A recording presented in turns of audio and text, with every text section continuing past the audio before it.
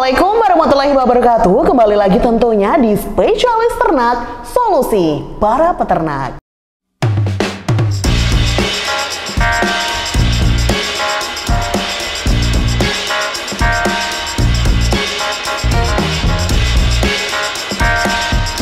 Kali ini episode yang seru banget karena kali ini beda dari episode-episode sebelumnya, yakni adalah penyakit lumpy skin disease pada sapi dan juga kerbau. Tuh, ini beda banget ya. Sebelumnya kan biasanya kita bahas ayam, telur, kandang ya. Kan? Kali ini kita akan membahas LSD ini pada sapi dan juga kerbau. Nah, ini nggak sepopuler dan nggak se-booming penyakit yang lalu ya Kak, iya, PMK. Kayak PMK, penyakit mulut dan kuku. Tapi ini juga perlu diwaspadai. Bener. Tapi tak perlu risau gundah gulana, masih ada solusinya dan kita akan ulas lebih mendalam sebenarnya LSD ini apa. Nah, tentunya Lita tidak sendiri, Lita bersama narasumber kita yang stay cantiknya tetap stay ya.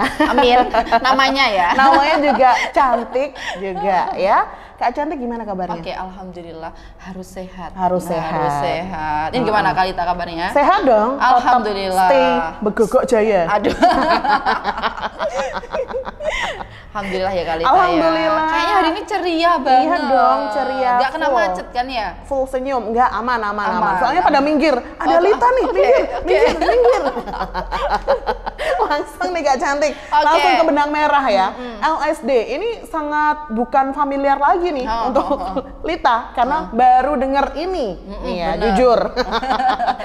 Nah, ini untuk para peternak kan udah familiar banget nih sama LSD. Boleh dijelaskan lagi mungkin yang sama kayak Lita belum tahu LSD ini apa Kak Cantik? Ya, mungkin di sini banyak orang awam ya yang nggak tahu LSD itu apa, terutama mungkin di sini ada peternak sapi atau kerbau yang pemula baru terus tiba-tiba di sini keserang, aduh tiba-tiba kok ada wabah ya kan.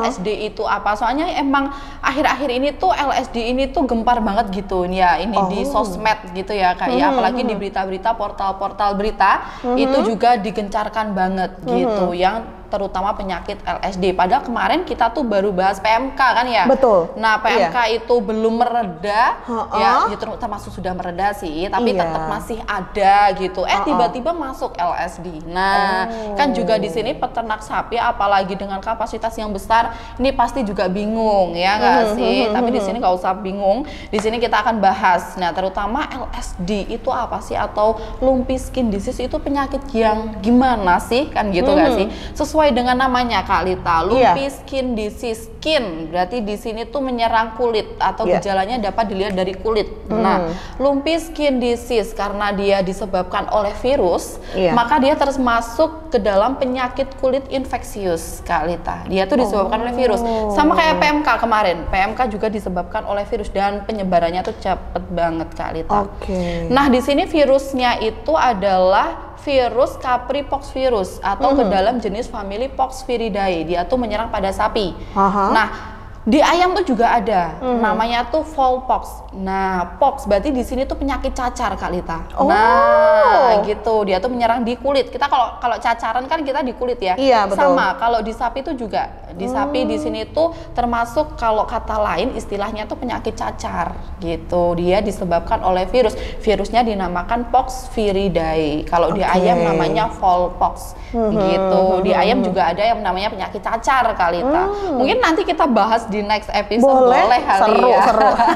Gitu. Terus selain itu Kak Lita, LSD ini tuh udah sejak kapan sih kan kita kayak gitu ya? Sebenarnya di tahun 2022 lalu, LSD ini tuh udah masuk Kak Lita.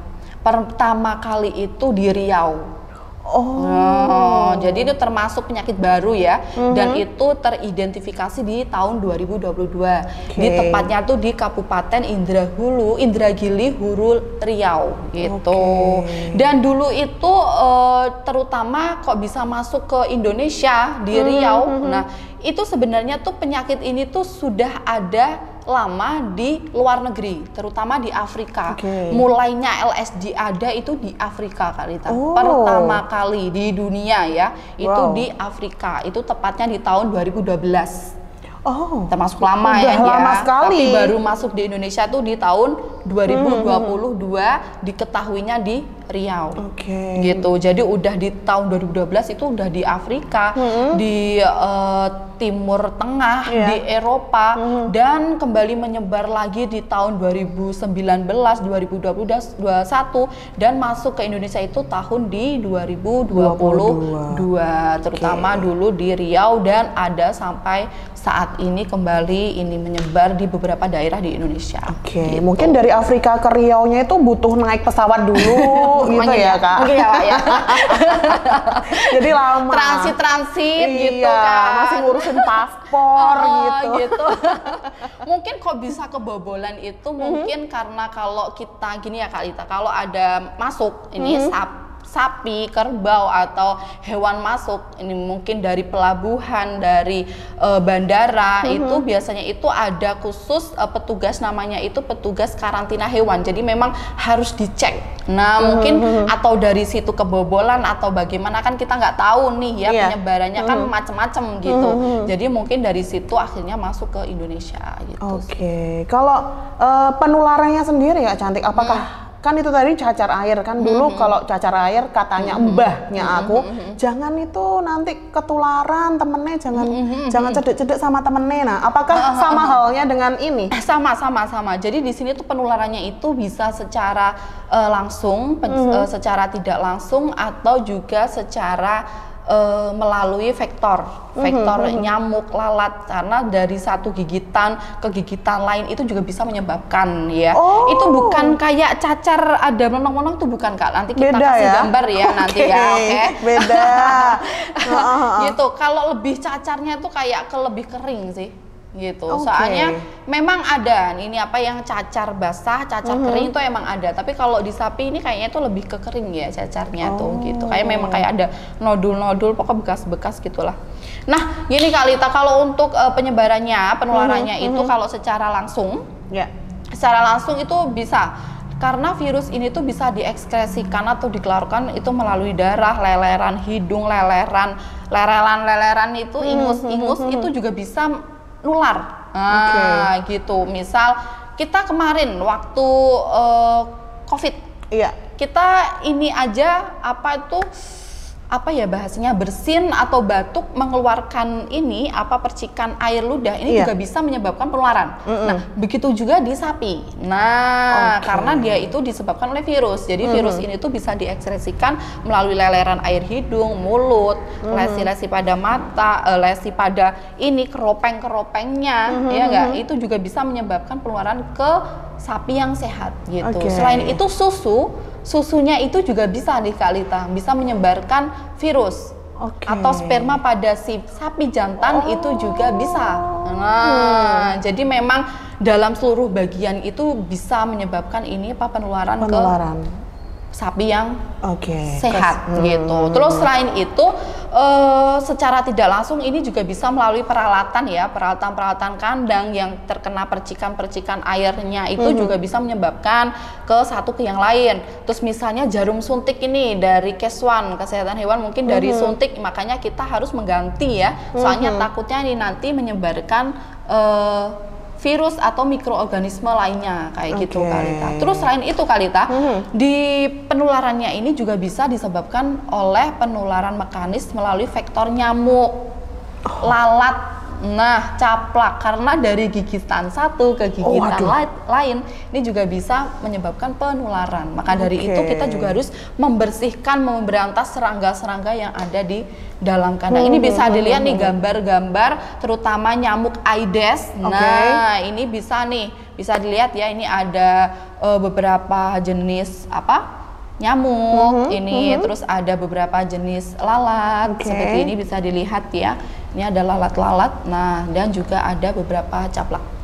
Kayak gitu Kak Lita. Harusnya nyamuknya kumur dulu, habis gigit yang satu kumur, baru gigit yang lain. Nah itu nanti nyebar di ini ya, airnya untuk kumur ya. Airnya juga. Gitu Kak Lita. Kak Cantik, kalau yang berpotensi tertular nih, apakah hewan selain sapi dan kerbau tadi, dan apakah manusia nih yang misal peternak kan bisa juga terjangkit? Apakah itu bisa tertular Kak Cantik? Nah gini, ini penting banget, ini takutnya wah nanti kalau sapiku kena cacar nih takutnya nanti kena ke kita, kan kita gitu mikirnya iya, ya. betul. Kita harus hati-hati. Nah gini Kak, kayak gini, sampai saat ini penyakit LSD ini tuh baru ditemukan di sapi dan kerbau. Iya. Kalau di Afrika itu bisa sampai ke jerapah, itu juga bisa Kak. Oh. Tapi untuk saat ini belum dilaporkan nih di Indonesia, ini belum dilaporkan adanya penyakit LSD yang menyerang pada kambing dan domba. Itu belum ada laporan. Nah, jadi saat ini memang LSD ini tuh terutama menyerang pada sapi dan kerbau. Virusnya adalah Pox viridae itu ya. Nah, itu kalau di ayam itu nanti beda lagi jenisnya karena kayak beda jenis, beda lagi inangnya, beda jenis virus, beda lagi inangnya gitu. Mungkin di kita juga ada penyakit cacar tapi beda jenis itu ya virusnya gitu ya. Nah jadi memang kalau virus ini pada si sapi ini LSD pada sapi ini tidak bisa menular ke manusia, jadi tenang saja, dia tidak termasuk penyakit yang zoonosis. Nah zoonosis ini tuh tidak menular ke manusia, hewan ke manusia dia tidak menular, itu namanya bukan penyakit yang zoonosis gitu. Baik. Jadi tenang saja ya gitu. Jadi sudah dikotak-kotakan ya cacar-cacar itu iya mungkin tertular di jenis lain. Nah gitu. betul. Mbak Cantik, kita kan berarti sebagai seorang peternak harus peka nih terhadap ciri-ciri. Oh, ini mengeluh nih ternyata si sapi dia mengeluh LSD. Nah, seberapa kita taunya kalau sapi itu terkena LSD? Nah itu kita kan sebagai peternak, apalagi kita nggak tahu ya, terutama waktu tentang edukasi tentang LSD, maka dari kita melakukan edukasi supaya peternak di luar sana tuh tahu ya. Nah di sini tuh yang paling diketahui gejala atau ciri dari penyakit LSD namanya saja lumpy skin disease, maka gejalanya itu diketahui dari kulitnya. Nah, kulitnya itu tadi Kalita ada lesi-lesinya atau ada nodulnya, ada ini benjolan-benjolannya itu. Nah, itu di kulit. Itu bisa di kepala, di leher, di badan, di ekor, di ambing susu. Itu juga bisa menciptakan nodul-nodul itu tadi. Bisa dilihat nih ini ya gambarnya ya. Nah ini ada sapi yang terkena penyakit LSD. Kasian gitu. Ya Kak. Kasian. Itu bisa kalau parah ini kasusnya berat Kalita, dia tuh bisa sampai ke seluruh tubuh. Ya ampun. Gitu. Dan itu kalau tahu nih ngeri banget, bisa dilihat ya Kalita. Merinding banget. Aduh jangan merinding Kalita. Nah selain itu Kalita, kenapa sih awal mulanya nodul atau benjolan ini keluar itu diawali ketika si sapi ini demam.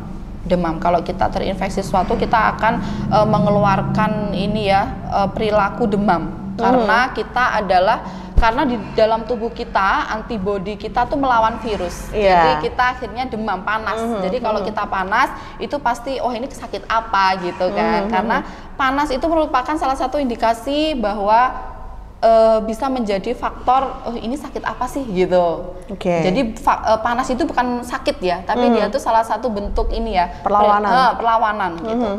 Dan sapi itu demamnya bisa sampai 40 sampai 40,5 derajat Celcius, jadi tinggi banget. Pasti si sapi akan lemah. Nah, nggak mau makan itu pasti Kalita. Kita pasti juga kayak itu, kalau kita panas gitu kita males gitu, awalnya pengen tidur aja gitu kan. Terus selain itu dia juga bisa menyebabkan ini penurunan performa. Kalau di sapi pedaging pasti di sini performa dari bobot badannya juga akan turun. Kalau di sapi perah ini pasti performa dari atau produksi telurnya, produksi susunya. Ini ya Pak ya, kita kalau kemarin bahas unggas, jadi hari ini produksinya tuh beda ya. Kemarin tuh kan kita bahas unggas, jadi produksinya telur. Kalau saat ini kita produksinya ke susu karena sapi ya. Iya, nggak bisa bayangin telurnya sapi seberapa. telur mata sapi ya. Aduh. Kayak kita kurang minum ya. Gitu sih Kak, jadi mungkin bisa menyebabkan ini juga produksi dagingnya gitu, performa dagingnya, produksi susunya gitu ya, gitu. Dan juga bisa sampai saat ini tuh gejalanya juga bisa menyebabkan ini abortus, karena di sini tuh penularan dari virusnya ini tuh bisa sampai ke dalam rahim. Misal nih ya, si sapi ini tuh sakit dan dia tuh lagi hamil. Nah, virusnya itu bisa juga menginfeksi janinnya. Ya ampun, gitu, kasihan dong. Kan. Berarti janinnya bentol-bentol di dalam. Sakit ya, lebih ke sakit ya. Gitu. Jadi lebih ke imunnya akan turun gitu. Karena kan antibodinya kan juga belum cukup ya kan. Nah, kayak gitu sih. Kemarin di COVID juga sampai segitunya kali Ta. Di COVID itu juga sampai bisa ke janin ya, mempengaruhi janin. Kalau virus tuh emang ganas banget gitu sih. Jadi emang kita tuh juga harus berhati-hati ya. Iya, betul. Terus selain itu, selain juga aborsi, dia tuh juga bisa menyebabkan kemandulan. Entah itu kan tadi bisa sampai spermanya kan juga sampai terinfeksi. Mungkin spermanya juga mengakibatkan kecacatan atau bagaimana kerusakan. Akhirnya tidak bisa membuahi gitu. Jadi sampai segitunya sih Kak Lita. Tapi yang gejala yang paling bisa dilihat itu adalah pada kulit, adanya lesi kulit atau pada adanya benjolan-benjolan gitu, adanya nodul dan atau adanya inilah ya bentol-bentol gitu. Oke, gitu. Kak Cantik, lanjut ya. Lanjut. Ini kalau peternak nih, sapiku kayaknya LSD nih. Oke, udah tahu ya kan, udah tahu, lihat gejalanya banget itu ada bentol-bentolnya ini. Udah fix banget nih. Lalu apa yang harus dilakukannya? Oke, kalau udah tahu nih pasti kalau dia kasusnya berat, mungkin kalau 1-2 bentolan mungkin sebagai peternak mungkin nggak sampai jeli ya lihatnya. Tapi kalau kita udah taunya banyak, mungkin di sini juga akan mempengaruhi kesehatan si sapi. Mungkin sapinya akan terlihat lemah, atau dia nggak mau makan. Ini bisa dikasih air gula dulu. Karena air gula ini tuh mengandung glukosa, di mana glukosa ini tuh bisa ini ya memberikan energi dalam tubuh gitu. Jadi kalau kita mendapatkan energi, kita juga akan bisa beraktivitas. Begitu juga di sapi ya. Ketika sapi ini lemah, letih, lesu, kita bisa memberikan air gula untuk memberikan energi dalam tubuh gitu. Supaya nanti juga akan memberikan energi dalam tubuh, bisa untuk meningkatkan imun dan bisa untuk antibodinya ada untuk melawan ini virus. Selain itu sudah diberi air gula, ini juga bisa dilakukan karantina dulu Kak Lita. Dipisahkan, misal oh ini ada yang sakit, tapi ini si sapiku satunya ini sehatnya belum nih. Wah, berarti kita harus memisahkan. Karena itu tadi virus di sini tuh cepet banget ya nularnya, apalagi dalam satu kandang. Nah, kalau satu kandang kan berarti tempat makannya bareng, minumnya bareng, ya enggak. Jadi kan bisa menyebabkan penularan. Jadi mending dipisah dulu, ya enggak. Soalnya eman gitu sapi yang sehat, apalagi sapi itu kan harganya mehong. Itu ya. Terus selain itu kalau udah diisolasi, dikarantina untuk tidak menyebabkan penularan, ini juga bisa dilakukan semprot. Nah, kita harus mementingkan, mengutamakan, memprioritaskan kebersihan kandang, karena kita ketahui bahwa vektor nyamuk lalat caplak ini ya, serangga-serangga kecil itu dapat ini menularkan virus itu tadi. Kita harus membersihkan peralatan kandang kita, semprot desinfektan, semprot di dalam kandang, di lingkungan kandang kita harus semprot desinfektan gitu. Kak Lita ini bisa lihat ya desinfektannya ini. Oke. Terus Kak Lita, ketika udah selain semprot desinfektan, virus LSD, lumpy skin disease di sini tuh kalau nggak salah dia tuh tidak tahan terhadap asam dan basa, keadaan asam dan basa. Basa berarti di sini dia tidak tahan terhadap basa. Basa ini dapat ditemukan pada deterjen by clean, pemutih pakaian. Nah, itu bisa digunakan untuk desinfeksi kandang, peralatan kandang, semprot-semprot tempat-tempat ya. Soalnya gini, basa tuh kan cenderung pahit ya. Sama di by clean, jadi jangan dicoba ya. Masih pahitan kisahku kok Kak. Lanjut ya. Jadi di sini tuh basa bisa menggunakan larutan by clean. Nah, 57 ml by clean dilarutkan dalam 1 liter air, nanti bisa disemprotkan di kandang atau di sekitar kandang. Kalau untuk asam ini bisa menggunakan asam cuka kalau nggak salah. Konsentrasi 2% dengan 20 gram asam cuka ini bisa dilarutkan dalam 1 liter air gitu sih. Terus selain itu karena kita ketahui bahwa di kulit sapi ini sudah ditemukan nodul atau cacar atau benjolan, maka kita harus merawatnya ya. Karena bukan merawatnya biar semakin banyak, bukan ya. Mengingu itu namanya. Kan merawat kan cenderung ke mengingu ya. Aduh bahasanya tuh apa ya, memelihara. Ini bukan ya. Intinya tuh meminimalisir supaya nggak semakin banyak gitu ya Kak ya. Biasanya disemprot, emang ada obat luka, ini nggak usah sebut merek, di pasaran banyak ya gitu. Jadi memang banyak, pilihannya juga banyak. Terus selain itu jangan sampai terkena air. Maksudnya terkena air tuh gini, karena air itu dapat menularkan virus tempat satu ke tempat lain Kak. Jadi misal kalau kita mau membersihkan kandang itu sebaiknya kan karena feses, air kencing, susu ini kan dapat adanya virus ya, terindikasi adanya virus. Jadi kalau kita ini bersihkan dengan air itu ya, itu takutnya ini malah melambang dari mana-mana. Jadi lebih baik dikeruk aja terus langsung dibuang gitu sih. Jadi biarkan tetap kering, jangan sampai lembab atau basah. Takutnya nanti mikroorganisme yang lain datang dan berkembang biak di situ gitu. Dan kalau sampai lembab kan takutnya lalat juga masuk ya. Nah, tempat bersarangnya lalat, serangga-serangga kecil dan lain-lain. Padahal tadi udah disebutkan bahwa penularan melalui vektor mekanis ini, lalat, nyamuk, itu bisa menyebabkan penularan virus ke tempat satu ke tempat lain atau ke sapi satu ke sapi lain. Terus selain itu Kak Lita, peternak di sini juga harus wajib lapor. Wajib lapor ke Pak RT. Bukan ke polisi ya. Bukan, beda. Pak, ini sapi saya sakit. Terserah lu. Bukan gitu ya, maaf. Ya Allah, bercanda Pak. Mulutnya. Astagfirullahaladzim. Bukan, kita tuh juga harus wajib lapor ketika kita udah tahu, wah ini kok sakit sampai kayak gini, apalagi terserang PMK, terus keserang LSD, pusing nggak tuh? Nah, jadi kita harus wajib lapor. Kemana lapornya? Ke perangkat desa yang terdekat, mungkin dari RT atau ke Pak kami tua tuh apa ya?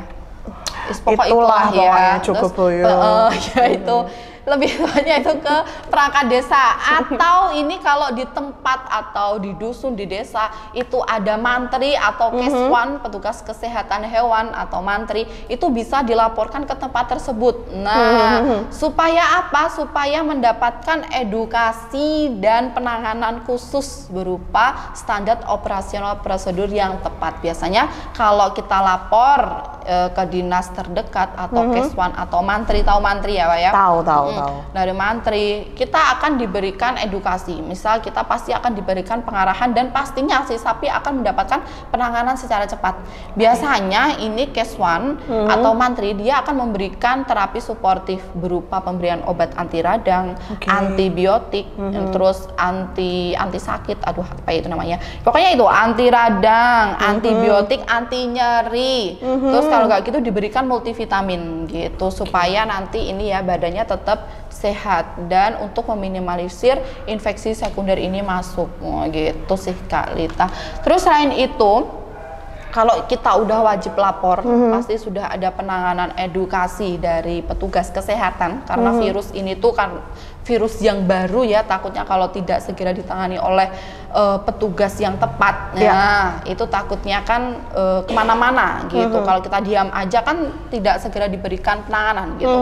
Terus selain itu kita juga memberikan pakan, jadi si sapi ini tuh wajib makan ya, karena kalau nggak makan takutnya kan semakin ini ya, semakin sakit ya. Nah kita kalau sakit juga gitu, kita sakit kita harus mengusahakan bagaimanapun caranya kita harus tetap makan gitu, meskipun makan pahit, minum pahit ya, pahit seperti ini ya, seperti hidup. Itu enggak sih, hidupku enggak pahit kok. Oh enggak, berwarna banget hidupku. Gitu kan sih Kak Lita. Jadi memang ini ya penanganannya cukup panjang. Intinya tuh lapor aja sih, kita langsung datangkan dokter hewan atau mantri supaya dapat penanganan yang tepat. Gitu. Baik, atau boleh konsultasi di Podomoro? Oh, boleh banget. Ya, apapun keluhannya bisa dilayani untuk betul. panjenengan semuanya. Iya. Dan Kak Cantik tadi kan sempat disinggung ada yang hewannya sapinya sakit dan sapinya enggak nih. Nah, tadi kan juga sempat disinggung dipisahkan aja deh. Supaya nggak tertular. Selain itu ada nggak sih caranya? Pencegahannya, ya nggak sih, pencegahan dari sapi yang sehat ini supaya tidak terkena virus dari sapi yang sakit. Iya, betul. Tadi yang pertama, pencegahannya. Yang pertama, kita udah mengkarantina, kita udah memisahkan, kita udah membersihkan kandang, ya kan, memberikan tempat yang nyaman, kita udah memberikan pakan yang cukup, vitamin yang cukup, terapi suportif dari dokter hewan terdekat yang cukup, ya kan, udah disuntik obat ya. Kalau udah kayak gitu, pencegahan yang prioritas yang utama itu adalah vaksinasi. Nah, vaksinasi, jadi vaksin LSD itu udah ada ya, sudah ada, jadi tenang saja. Dan pasti di sini tuh dokter hewan terdekat ini pasti juga punya, di dinas peternakan setempat itu pasti juga menyediakan gitu. Biasanya nih Kak Lita, di dinas peternakan dia tuh mobile, dia tuh keliling, dia tuh mencatat Kak Lita. Nah, dia tuh mencatat berapa ekor sih yang ada di desa ini, berarti membutuhkan berapa vaksin, berapa ekor. Jadi seperti itu, kayak sensus ya. Sensus penduduk sapi. Penduduk sapi. Seperti itu, sebenarnya juga ada sedetil itu. Kayak kita ya sebenarnya, nah, kita juga ada yang melakukan sensus juga ya. Seperti itu sih Kak Ita. Jadi vaksinasi itu tenang aja sudah ada, jadi nggak perlu khawatir. Dan kenapa Kak kok yang divaksin itu yang sehat? Kenapa kok yang sakit nggak divaksin biar cepat sembuh? Vaksin itu terutama diberikan pada makhluk yang sehat. Makhluk yang sehat, cenah. Iya. Kita tuh juga gitu ya. Kemarin vaksin COVID, kita juga ditanya ada keluhan apa, kalau sakit mending nggak usah vaksin dulu. Takutnya akan memperparah. Nah, takutnya nggak sembuh malah makin parah. Jadi ketika kita ingin vaksin, ketika sapi akan divaksin, pastikan bahwa sapi itu dalam keadaan sehat. Oke. Gitu ya. Lanjut ya Mbak Cantik, semakin seru. Ini seputar makanan ya, karena aku kan sukanya tuh menu-menu yang daging-daging tuh. Aduh. Kadang suka makan sate, soto daging, aduh. Tapi kan dihantui dengan, ini kan marak LSD nih. Nah, kita kan juga nggak tahu tuh. Taunya kan jadi mateng, enak, lezat. Tapi kan nggak tahu dagingnya itu dibaliknya dia punya penyakit apa, kan nggak tahu. Iya, betul. Nah, dengan maraknya LSD ini kita sebagai orang awam kita harus apa Mbak Cantik? Nah, kalau biasanya peternak, wah ini sapinya sakit nih. Biasanya kita singgung peternak dulu ya. Iya. Peternak nih, wah ini sapinya sakit, ini harus dijual supaya dapat duitnya balik. Entah berapapun harganya ya, supaya tetap balik ada cuan gitu. Sebaiknya jangan dilakukan jual beli ya, karena kalau kita lakukan jual beli pada sapi yang sakit itu pasti akan menyebarluaskan ke tempat lain. Ini akan memperparah keadaan di Indonesia, di daerah-daerah, di beberapa daerah. Nah, selain itu, kalau kita tahu kalau sakit jangan disembelih terus, wah ini eman, bahasanya eman, disembelih terus kita konsumsi. Nah, kita ketahui ya, kalau kita udah tahu bahwa sapi, hewan itu sakit, sebaiknya jangan dikonsumsi. Bukan sebaiknya ya, memang jangan dikonsumsi ya. Karena kita ketahui dari sisi kesehatan dan nutrisi ini Kak Lita, bahwa di daging sapi atau sapi yang udah terinfeksi virus, nah dagingnya ini tuh mengalami penurunan protein, terutama asam amino. Padahal di daging itu kan sumber protein ya, tapi pada daging yang udah atau sapi yang udah terkena virus, dagingnya ini tuh akan kekurangan protein, terutama asam amino. Karena apa? Karena asam amino di dalam daging ini digunakan virus untuk berkembang biak. Virus itu berkembang biak tuh juga perlu nutrisi loh. Dan menggerogoti nutrisi yang ada di daging gitu. Akhirnya nutrisi atau asam amino di dalam daging, protein di dalam daging ini juga akan menurun. Kalau menurun kan ya percuma dong kita makan. Kenyang doang nggak ada gizinya. Nggak ada gizinya, betul. gitu. Terus kalau kita sebagai awam nih ya, kita kan nggak tahu nih, kita beli di pasar. Terus ini kan, waduh ini maraknya PMK nih, waduh ini maraknya LSD nih, wah ini harga daging turun nih. Nah, kan biasanya kalau kayak gitu kan harga daging turun supaya banyak peminat, banyak pembeli gitu kan. Karena memang stoknya melimpah ya. Kalau stok melimpah, pembeli sedikit pasti harganya turun. Nah, hukum ekonomi ya. Gitu. Kalau wah ini banyak nih, tapi gimana ya ini? Maksudnya penanganannya gimana ya? Tenang aja ya. Jadi virus gini, kalau kita udah beli dari pasar, kita mau olah, biasanya kan kita cuci dulu. Sebaiknya tuh jangan dicuci ya, karena saya jelaskan tadi bahwa air ini tuh bisa menularkan ya, menyebarluaskan virus. Jadi harus langsung direbus. Untuk mematikan ini virus-virus atau mikroorganisme ya di air mendidih selama 30 menit. Jadi insya Allah jadi pasti ini virusnya ini meninggal gitu. Terus kalau waduh ini aku simpan dulu aja lah, gitu kan, kita nggak masak ya nggak. Ya udah, kalau emang nggak mau dimasak jangan langsung di freezer. Stepnya itu ke chiller dulu, ke pendingin dulu di tempat kotak-kotak bawah itu Kalita. Itu selama 1 kali 24 jam baru nanti ke freezer gitu. Terus kalau misal ingin udah direbus, terus kemasannya ini gimana dong? Nah, kemasannya ini kan pasti juga kalau kita nggak tahu ya ada mikroorganisme apa, itu alangkah baiknya kita rendam dulu, kita cuci atau kita rendam lah, jangan dicuci ya, kita rendam aja di larutan basah. Karena kita tahu bahwa virus LSD itu kan tidak tahan terhadap basah. Nah, di basah itu tadi di deterjen atau di Baiklin tadi. Nah, itu direndam beberapa menit atau sehari juga nggak apa-apa sih. Itu baru nanti dibuang gitu, nggak apa-apa. Jadi untuk meminimalisir ya, memutus rantai ya, seperti itu sih. Gitu ya. Jadi kalau mikroorganisme salah satunya virus ketika direbus atau direbus dalam air mendidih dengan suhu yang sangat tinggi, itu pasti mikroorganisme atau virusnya itu akan mati gitu. Jadi tenang saja, baru nanti bisa diolah gitu. Tuh, masih ada solusinya ya Sobat Ternak. Masih. Gitu. Jadi untuk panjenengan semuanya mungkin kurang ada pertanyaan yang belum dijawab nih, boleh di komen di bawah. Nanti kita ulas lebih lanjut di episode selanjutnya. Gitu aja ya Kak Cantik, thank you. Pembahasan kali ini sangat menarik tentang LSD gitu ya, yang hobi makan sate sapi, kambing-kambing semuanya. Semuanya pokoknya tetap aman, masih ada solusinya, cukup aja episode kali ini. Jangan lupa tonton episode selainnya di Spesialis Ternak. Jangan lupa like, comment, subscribe, dan sebarluaskan ke seluruh teman-teman kamu di seluruh dunia. Akhir kata Lita dan Mbak Cantik pamit. Tetap di Spesialis Ternak, solusi para peternak.